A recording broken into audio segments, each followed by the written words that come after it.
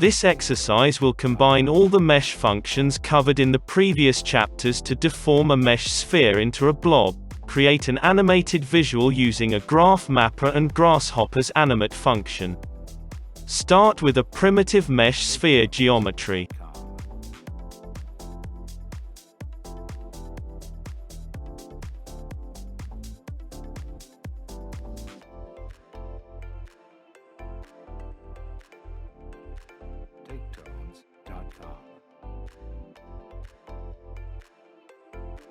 Ensure the starting mesh is free of additional vertices by using the mesh weld vertices function.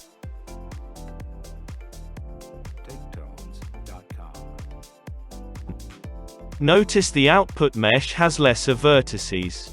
That means the resulting mesh is free of duplicate vertices. The next step is to displace the mesh by moving the vertices. To do this, deconstruct the mesh, and extract the vertices.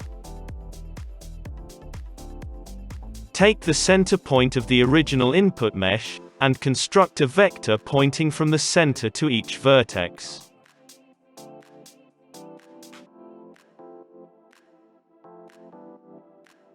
Unitize this vector, and scale each vector with a random value.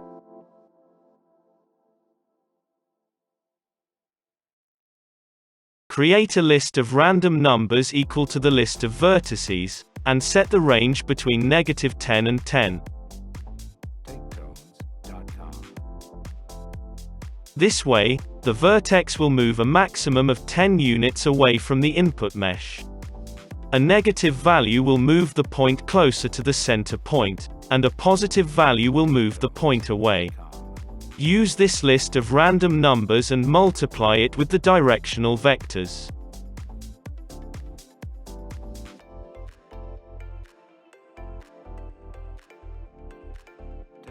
Use the move component to move the vertices using these scaled vertices.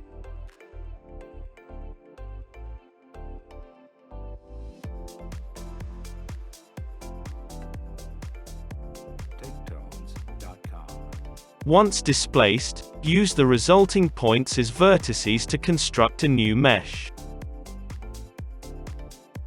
For faces input, use the output from the deconstruct mesh component. The resulting mesh is a transformed sphere blob. To smoothen the output, use Weaverbird subdivision function. We will use Catmull-Clark subdivision in this example. To color the mesh, we will be using the gradient color function. We will use the distance of vertices from the center point as the parameter for the gradient function. Deconstruct the mesh, take the list of vertices, and use distance functions to extract a list of distances from the center.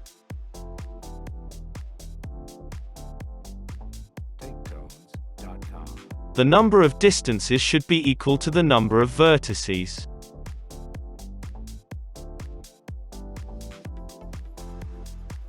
Use bounds to extract the numeric domain of the distance list.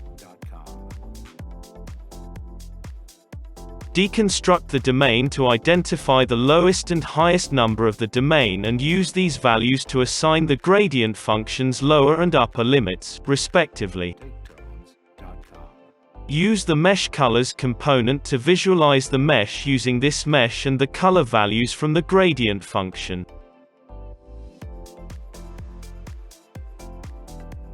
Notice how the mesh color gradient varies according to its distance from the center.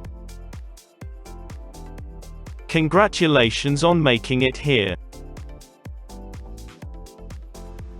Now that we have the mesh sphere blob, we will create a 10-second animation with 30 frames per second. That means we require 300 frames or time steps. For each time step, we use a graph mapper to vary the magnitude of the motion vector. Create a range with 299 steps that will result in 300 numeric values.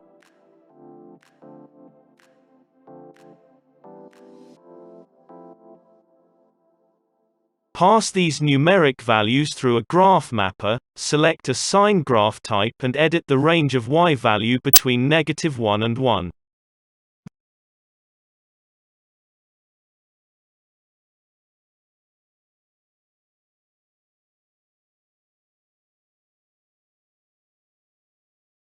This means for every value between 0 and 1. The graph mapper will output remapped value between -1 and 1, based on the chosen graph. For example, according to this graph, an input value of 0.5 will return a -1. Use the list item function to extract one number from the list of 300 remapped values, corresponding to every time step, and scale the motion vector using the multiplication function.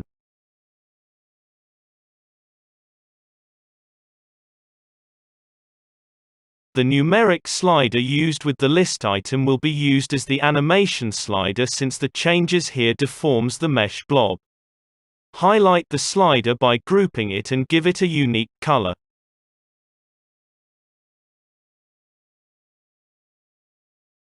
Set the upper domain of the numeric slider to 299.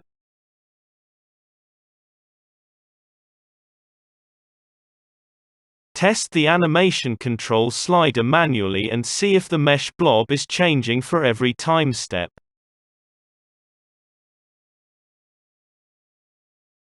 Before animating, the last step is to set up the view angle, zoom and change the background color.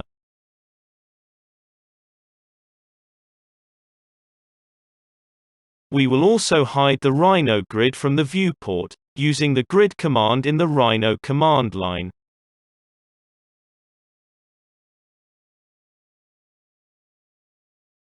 Once everything is in order, right-click on the animation slider, and choose the Animate option. A separate window titled Animation Controls will pop up. Select the output destination for your animation frames. Preferably create a new folder and name it Animation.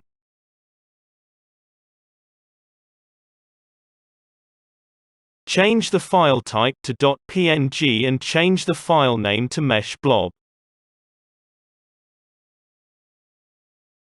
Select the viewport to render, which is perspective in our case.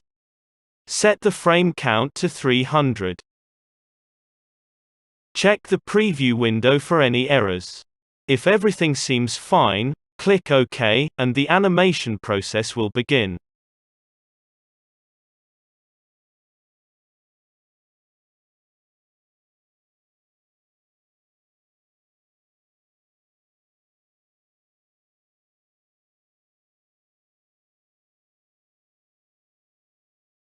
Check the output folder, and you will find the framewise.png sequence.